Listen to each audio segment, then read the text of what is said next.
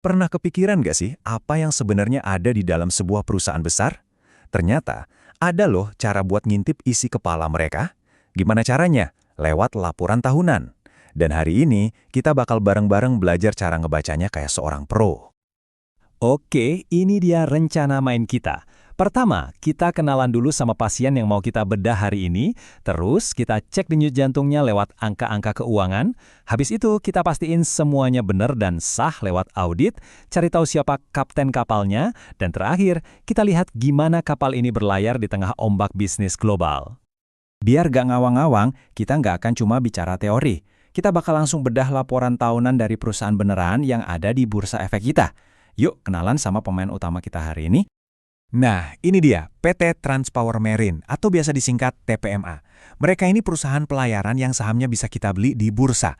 Artinya, semua informasi keuangannya harus terbuka buat publik. Jadi, mereka inilah yang bakal jadi bahan bedah kita buat ngerti seluk-beluk laporan tahunan. Pertanyaannya, gimana dong cara kita mendiagnosis kesehatan perusahaan ini? Apa sih rencana mereka ke depannya? Jawabannya tuh ada di dalam dokumen yang sering banget dianggap ngebosenin, padahal isinya penuh petunjuk. Ya, laporan tahunan itu sendiri. Oke, kita mulai dari bagian paling krusial, angka. Kenapa? Soalnya angka itu nggak bisa bohong. Mereka itu ibarat detak jantung perusahaan yang menceritakan kisah kinerja mereka dengan paling jujur. Nah, di setiap laporan tahunan di Indonesia, ada satu bagian yang sakti banget, namanya Ikhtisar Data Keuangan Penting. Ini tuh pada dasarnya rangkuman atau contekan kilat buat ngelihat kesehatan finansial perusahaan selama 3 tahun ke belakang. Bermanfaat banget. Dan isinya ya tanda-tanda vital ini yang wajib ada. Pendapatan alias total duit yang masuk. Laba, sisanya setelah semua biaya dibayar. Aset, semua yang perusahaan punya. Liabilitas, semua utangnya. Ekuitas, itu modal dari pemilik. Dan arus kas, pergerakan uang tunai yang sebenarnya. Cuma dari sini aja kita udah bisa dapat gambaran kasarnya. Oke, kita udah lihat angkanya, tapi pertanyaannya, emang angka-angka ini beneran? Bisa kita percaya? Gimana kita tahu kalau ini bukan angka karangan? Nah, disinilah audit dan standar akuntansi masuk.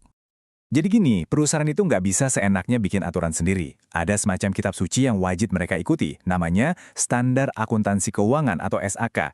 Tujuannya apa? Biar laporan keuangan TPMA bisa dibandingin sama perusahaan pelayaran lain. Biar adil, semua harus pakai aturan main yang sama. Dan biar nggak ada yang main curang, muncullah si wasit independen ini. Mereka adalah auditor eksternal yang tugasnya ngecek PR perusahaan dan mastiin semuanya udah sesuai aturan. Nah, buat TPMA, wasitnya adalah kantor akuntan Tramiharja Pradono & Chandra. Dari sekian banyak halaman laporan auditor, inilah kalimat emasnya. Ini adalah opini mereka. Pas Anda baca frasa menyajikan secara wajar, itu ibarat dapat stempel persetujuan. Lampu hijau buat para investor. Artinya, kita bisa pegang angka-angka ini, bukan karangan. Kita udah tahu angkanya bisa dipercaya. Sekarang pertanyaannya, siapa nih yang berani pasang badan dan bertanggung jawab atas semua informasi ini? Jawabannya ada di surat ini. Dan ini bukan sekedar formalitas loh. Jajaran direksi dengan nama dan jabatan mereka secara hukum menyatakan kalau mereka bertanggung jawab penuh atas setiap angka di laporan keuangan. Tanda tangan di atas meterai itu adalah bukti komitmen mereka. Jadi biar gampang, bayangin gini aja. Manajemen itu kokinya, mereka yang masak dan nyajiin datanya. Nah, auditor itu kritikus makanan, independen yang datang buat nyicipin dan kasih penilaian jujur. Dua-duanya ini penting banget buat mastiin restoran ini bisa kita percaya.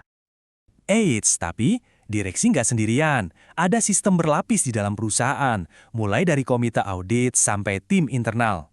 Mereka semua ini ibarat penjaga gawang yang tugasnya mastiin data keuangan tetap akurat dan terjaga.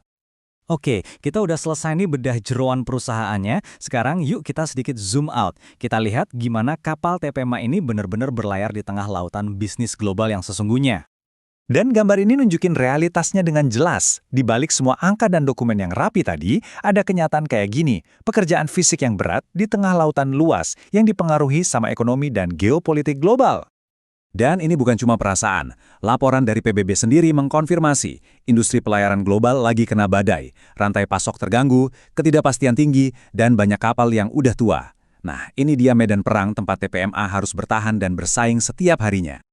Datanya pun ngebuktiin hal yang sama. Coba deh lihat grafik ini. Pertumbuhan armada kapal baru secara global itu melambat, jauh di bawah rata-ratanya. Artinya apa? Artinya para pemain besar aja pada ragu-ragu buat investasi kapal baru, karena masa depan yang nggak pasti. Ini adalah tekanan yang benar-benar nyata bagi perusahaan seperti TPMA. Jadi, setelah kita bedah semuanya, dari angka di neraca sampai badai di lautan global, kita kembali ke pertanyaan awal. Di dunia yang penuh ketidakpastian ini, laporan tahunan itu ternyata bukan sekedar dokumen ya. Ia bisa jadi kompas, peta, sekaligus jangkar. Dan mungkin informasi yang transparan dan bisa dipercaya, itulah satu-satunya hal yang bikin kita tetap bisa berlabuh dengan aman.